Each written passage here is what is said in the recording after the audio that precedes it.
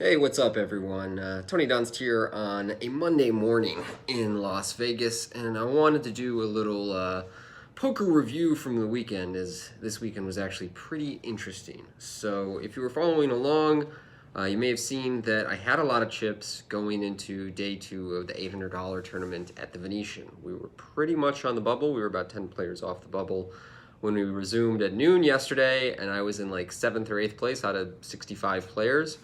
Unfortunately, I lost pretty much every big pot that I played. A few players away from the money, I attempted a squeeze play where a fairly tight conservative player opened the action. He got a call from a pro who I thought would have good hands but would fast play his best ones, and then a pretty weak player called in the small blind. So I had ace four offsuit in the big blind and put the squeeze on, made a big three bet, and the opener just he lost. No, I'm all in, and just lost it. And the other two folded. I folded, and he showed kings. After that, I had a hand where I flopped top two pair, and the guy hit running trips, and I paid off his raise on the river. And then my bust out hand was kind of funny because we had made the money, and I open ripped deuces, and this guy who I told you about, the kings, the guy in the king's hand, he called, and then Michael Dyer, who got third in the World Series main event this summer, jammed on the button for like 50, 60 blinds effective. Like he covered the other guy. They both had a lot of chips. So it folds back to the first guy, and he just sort of like shrugs. He's like, oh, what can I do? And he folds queens face up, which this isn't the bubble anymore. Like you just want to get your chips in when you have good hands, and folding queens is absurd. So I was hoping to see, ace king or ace queen from Michael Dyer, but he had fours and his hand held up. So I came back here, jumped online. There are extra large guarantees going on right now because WorldSeries.com is doing some kind of like winter series or something. So their Sunday 320 buy-in is normally 100K guarantee. This Sunday it was 150, and I ran up a stack on my first bullet, made it into the money, just won like every all-in for 2 hours. Made the final table with the chip lead. There was 44,000 up top, which would have been my biggest tournament score in 3 years or something crazy like that if I could get it. Even four-handed, I was still chip leader. I was four-handed with Chance Corneth, who was friendly enough to send me a message and say like, "Hey man, good luck." Like, that's me across the table over there. A lot of players, a lot of poker players will preserve their anonymity in a spot like that. They know that it's valuable that they're aware of your playing style, but you don't know that it's them. So I appreciate someone who's willing to reach out and just say like, hey, it's me. That's who you're playing against. And four-handed, I was, let's see, God, I had almost 2.5 million when there was like 4 million in play. Like I was crushing it. But I lost two all-ins when the blinds were really, really high, and that was it. I lost like eights to ace five and then ace 10 to nines. Game over. And that's tournament poker, and that can be kind of the maddening thing about tournament poker is that you're never safe. I do some coaching, not a lot, because I don't really have the time or passion for it, but every now and then I meet someone and I can tell that they have a very authentic curiosity and drive to learn the game. And instead of it being like, oh, I want to make a bunch of money to supplement my income by coaching, it's like, all right, I want to see this person grow as a player. We'll do a little coaching with them and see where they take this. And when I talk to a lot of intermediate or beginning players about poker, they struggle with the idea that you're never safe in tournaments, that it's extremely, extremely volatile the whole time. They're like, oh man, I had like so many chips, but then I just lost one hand. Like, what happened? Could I have avoided that? Like, no. Tournament poker is constantly being at risk. And if you are failing to put yourself at risk regularly or frequently, then you are doing it wrong and you're not taking advantage of all the situations that you should be putting your stack in the middle. So if you're a tournament poker player, don't sweat it if you had a big chip lead and then it evaporated, very quickly. Or if you entered a final table as the chip leader and then you got eighth or ninth or whatever it is. Like if you messed up a hand, then yeah, you should go and review that and look to fix the leaks in your game. But if you just lost a couple of all-ins, you played kind of like a marginal pot and ended up losing it. Thoughts on Bovada? I haven't played Bovada's poker product in a while. I used to back in the day.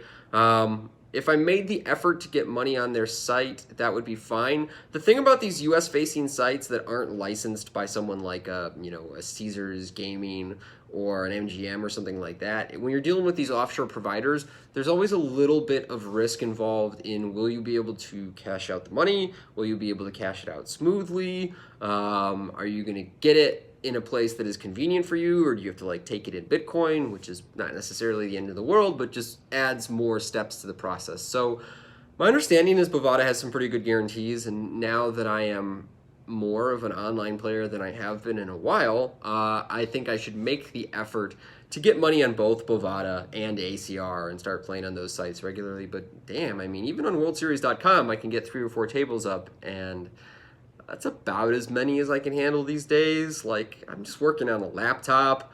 I like being able to try and optimize all my decisions. I mean, I know we all do, but like when I'm playing online poker, I have a bunch of charts out for blind versus blind decisions at varying stack depths, and I'm trying to memorize that right now. So playing like 8 tables and not being able to give everything such a hands-on touch is not as appealing, when a lot of playing online poker for me right now is trying to improve my game for when I take it to the live arena and use it as both a form of money making and education. So the tricky part about firing up a Bovada and an ACR is then I might have so many tables that I'm kind of in that like autopilot mode, but in terms of just making money, perhaps that's what I should be doing.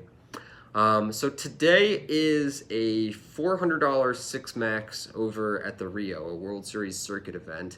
That's in the afternoon. I'm kind of on the fence about that. There's some decent but not great online tournaments today.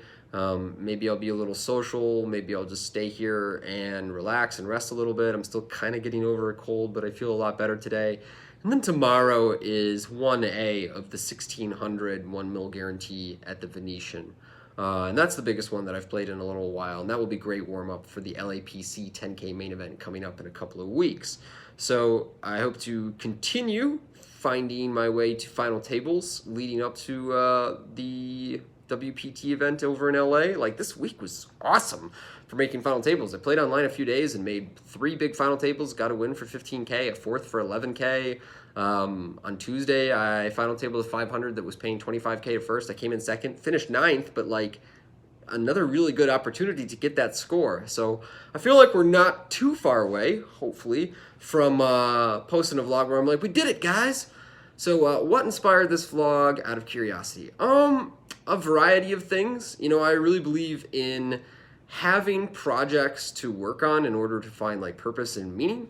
I think as a poker player, it can be difficult to find a sort of long-term purpose, because you're just like, well, I go to the casino, I punch in, I do X amount of hours, and then I go home with my money. And you didn't necessarily like contribute anything to society. You didn't really like build relationships within a network or within a social circle. Always, I mean, poker can be a very, very independent type of career. And that has pluses and minuses, but I enjoy creating things, whether it was writing my blog back in the day, whether it's working on the World Poker Tour and doing commentary. So the idea of creating a channel and doing gambling-oriented content just sounded like fun and cool and gave me something to do outside of just gambling. And I've always believed that gambling is not this like scary, like shady activity the way it was portrayed when I was growing up, and certainly in my parents' generations, that was the perceptions around gambling. I kind of want to be like a gambling spokesman, as strange as that sounds. I don't think that many Americans have or many people in general, have very educated mindsets about gambling and about how gambling works. And gambling is a calculated science. It's exactly right. You know, it's risk analysis. It's risk assessment. And, people who work in the insurance business, or people who work in, even like healthcare to agree, people who work in business.